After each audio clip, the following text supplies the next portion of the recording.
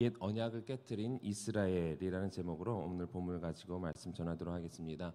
요즘에 주보의 광고를 보면은 이 둔촌 성전의 이 경작지, 이 농지 추첨을 위해서 이 경작지를 이제 정리하시라, 이런 광고가 나가고 있습니다. 혹시 여기서 이제 그쪽 텃밭 가꾸시는 분 계십니까? 예, 없으신가요? 저도 이제 작년에 이제 제가 이제 전주에 있었을 때, 저는 별로 안 좋아하는데 저희 아내가 이 텃밭 가꾸는 걸 이제 좀 관심을 갖고 있어서 아내가 이제 저희 그 아이 학교를 통해서 이게 텃밭을 할 수가 있게 돼서 텃밭을 이제 한 1년 동안 가꾼 적이 있습니다. 정말 손이 많이 가더라고요. 해보신 분은 아실 겁니다. 시시때때로 계속해서 물 줘야 하는 거는 뭐 기본이고, 그것을 위해서 뭐 거기 그때는 거기서 이제 기본적으로 이제 정리가 돼 있었는데, 그 전에 했던 사람이 이제 그 경작지를 위해서 이제 정리를 하고 또 뭐 풀을 또 뽑아야 되고 뭐 비닐 덮었던 거 다시 이제 걷어야 되고 뭐 이런 작업을 하지 않습니까? 이 이제 최근에도 이제 둔촌 성전 그쪽 부지도 마찬가지지만 이 시기가 되면 이제 경작 준비를 위해서 이제 밭을 갈기도 하고 덮였던 이제 비닐을 제거하기도 하고 또 이제 그 뭐 거름도 줘야 되고 밭을 파종을 위해서 여러 가지 준비해야 될 것들이 많이 있는 것 같습니다. 뭐 여러 가지들 준비할 사항들이 있겠지만 기본적으로 이제 밭을 다시 이제 갈아엎는 작업들을 해야 그쪽에 이제 그 밭에 이제 파종을 하기도 수월하고 또 파종을 했을 때의 열매라든지 그런 것 모든 것들이 잘 자랄 수 있게 될 것입니다.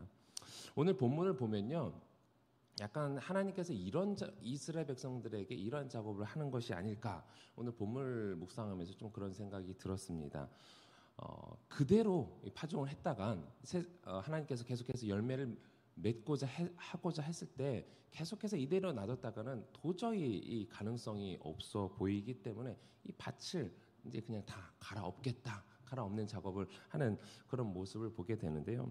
먼저 이 앞에 문맥을 보면요, 예루살렘은 이 바벨론이 쳐들어와서 이미 멸망을 눈앞에 두고 있는 상황입니다.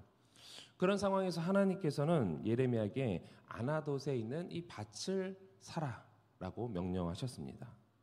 근데 예레미야는 지금 어떤 상황이에요? 시위대의 뜰에 갇혀 있는 상황입니다. 유다의 왕 시드기야에게 이제 잘못 얘기했다, 아니 옳은 얘기를 했다가 이렇게 갇히는 상황인데요. 나라가 망할 것입니다 라는 하나님의 말씀대로 하나님의 뜻을 전했다가 이런 상황을 맞게 되었습니다.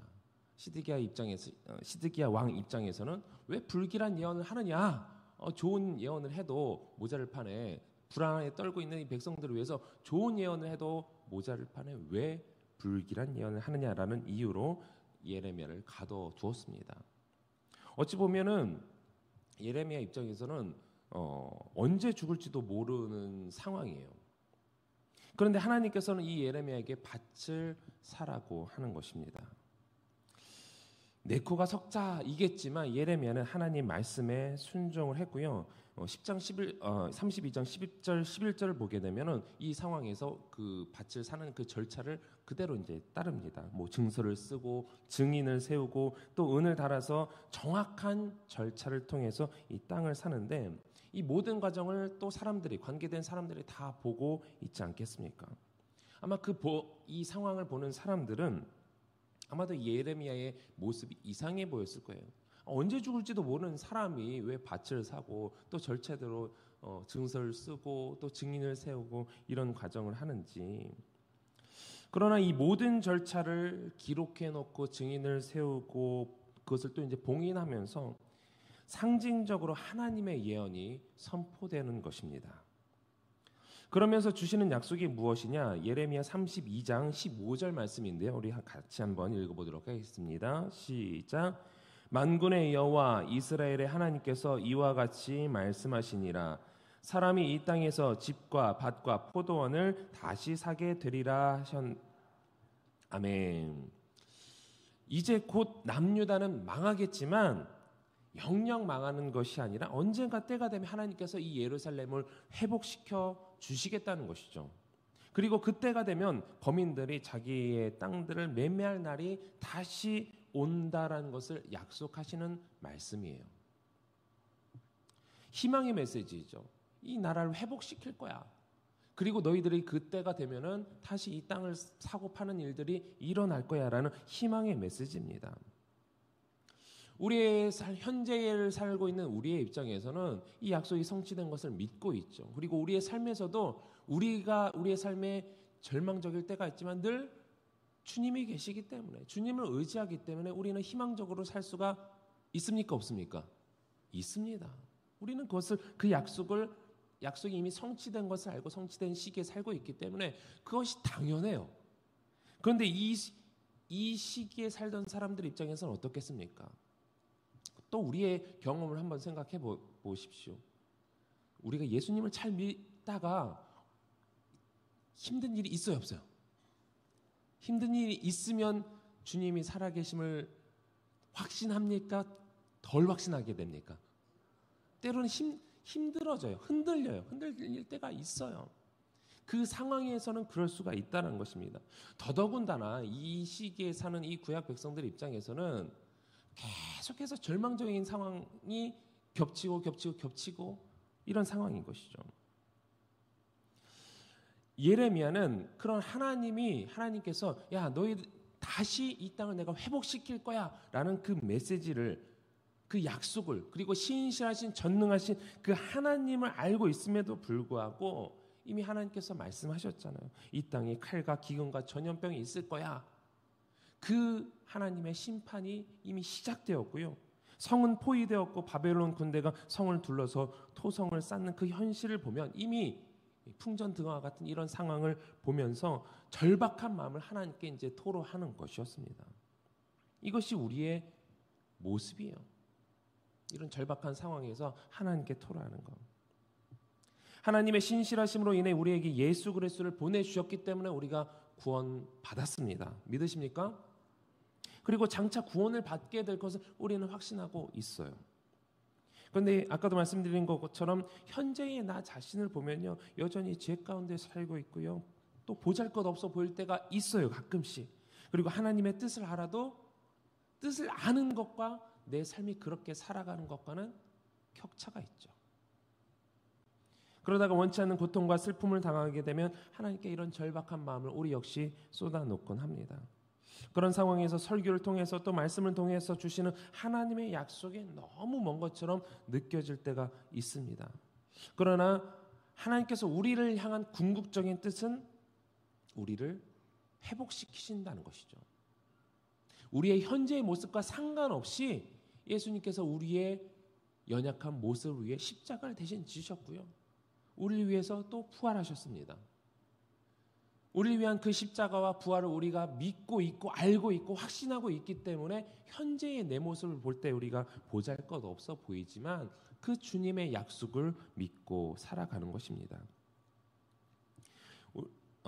그 죄성을 따라가는 우리의 연약함 때문에 계속해서 쓰러지고 넘어지는 우리를 주님께서 회복시키시고 세우셔서 결국엔 우리를 천국 백성이 되게 하실 것이다. 이것을 확신하는 우리입니다. 확신하십니까? 아멘. 27절 말씀, 오늘 보면 27절 말씀 한번 같이 읽어보도록 하겠습니다. 시작. 나는 여호와요 모든 육체의 하나님이라 내게 할 수 없는 일이 있겠느냐? 할 수 없는 일이 있다 없다? 없다예요. 하나님께서 모든 것이 다 가능하기 때문에 우리의 모습조차도 하나님께서 구원을 이미 하셨고 구원을 하실 것이라는 그 약속이 우리에게 있습니다. 역시 낙담하고 절박함을 토로하는 예레미야에게 주시는 하나님의 말씀이시죠. 동시에 우리에게도 주시는 하나님의 희망의 메시지입니다. 그런데 하나님께서는 이스라엘 백성이 왜 심판을 받는지 확실하게 짚고 넘어가시는 것 같습니다. 오늘 본문 28절에서 30절을 이어서 쭉 읽어보도록 하겠습니다. 시작. 그러므로 이와 같이 말씀하시니라. 보라, 내가 이 성을 갈대아인과 손과 바벨론의 느부갓네살 왕의 손에 넘길 것인즉 그가 차지할 것이라. 이 성을 치는 갈대아인이 와서 이 성읍에 불을 놓아 성과 집 곧 그 지붕에서 바알에게 분향하며 다른 신들에게 전제를 드려 나를 경노하게 한 집들을 살으리니 이는 이스라엘 자손과 유다 자손이 예로부터 내 눈앞에 악을 행하였을 뿐이라. 이스라엘 자손은 그의 손으로 만든 것을 가지고 나를 경노하게 한 것뿐이니라. 여호와의 말씀이니라. 아멘. 예루살렘 성이 함락되고 이스라엘이 심판당하는 이유는 무엇이냐? 이스라엘 백성이 다른 신을 섬기고 하나님께 전제를 드려야 되는데 우상에게 해서 피해 제사를 드렸다는 거예요. 전제라는 것이 피해 제사 아니겠습니까? 다른 신을 섬기고 하나님의 뜻이 아닌 악을 행하며 우상을 섬긴 것으로 인하여 하나님의 백성이 하나님이 아닌 다른 우상을 섬긴 것으로 인하여서 하나님의 진노가 임했다라는 것이죠. 그것이 잠깐이었을까요? 그렇게 범죄한 것이 잠깐 일시적이었을 뿐이었을까요? 31절을 한번 보겠습니다. 31절. 이 성이 건설된 날부터 오늘까지 나의 노여움과 분을 일으킴으로 내가 내 앞에서 그것을 옮기려 하노니. 언제부터라는 거예요?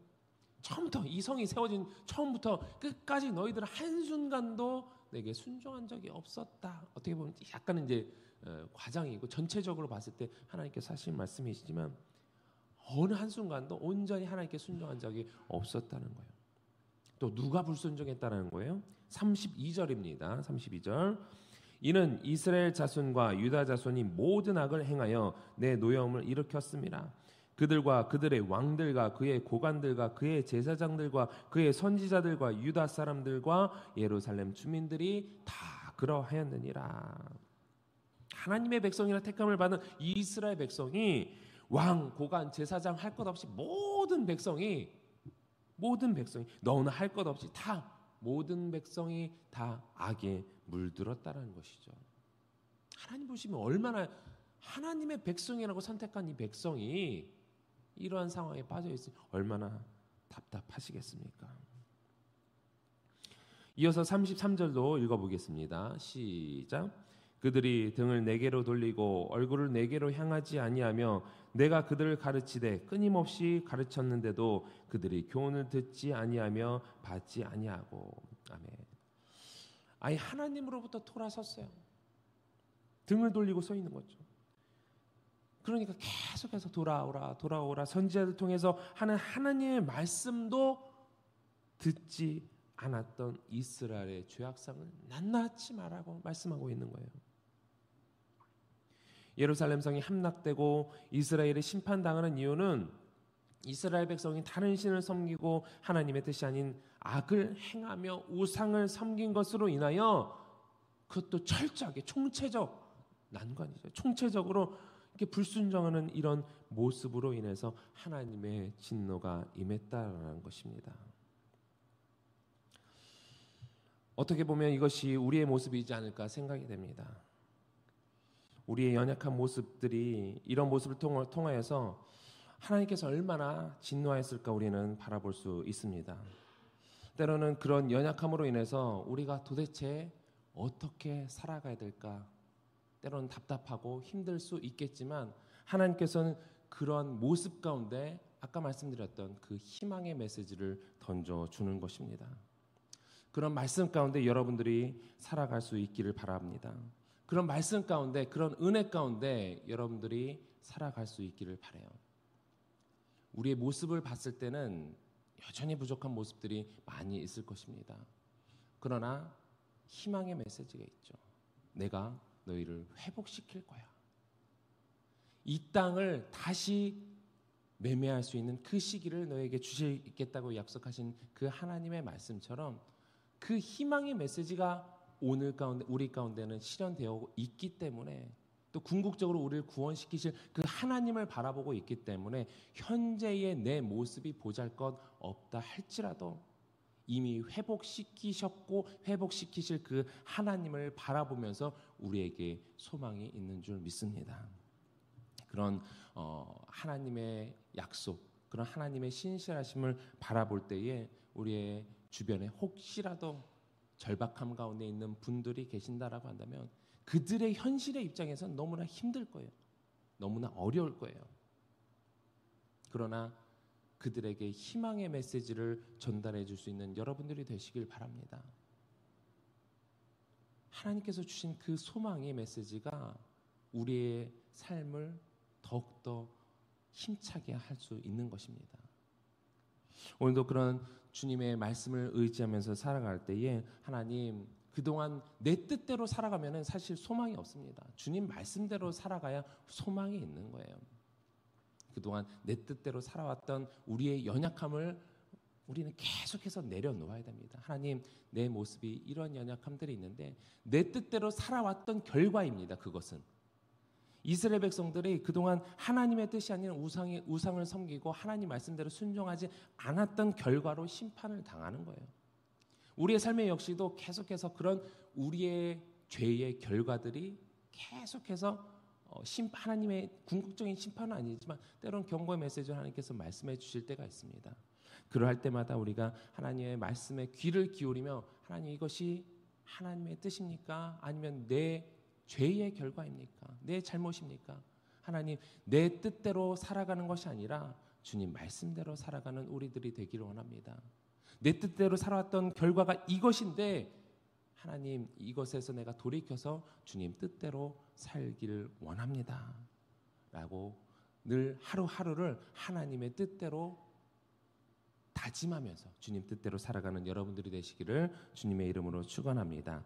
우리 그런 마음으로 함께 기도하실 때에 하나님, 오늘 하루 또 지금까지 우리의 삶에 있어서 내 뜻대로 살아왔던 것이 있다면 하나님, 하나씩 내려놓기를 원합니다.